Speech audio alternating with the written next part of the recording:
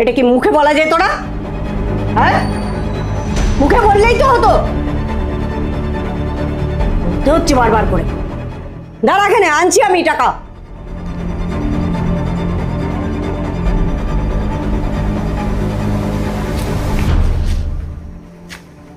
এনে কি হলো? 800 টাকা বিল হয়েছে, 200 টাকা ফেরত দিবি তো? পুরো টাকাটা নিয়ে নিলি? তুই কি ভেবেছিস তোকে টিপস দেব? একটা টাকাও তোকে টিপস দেব না।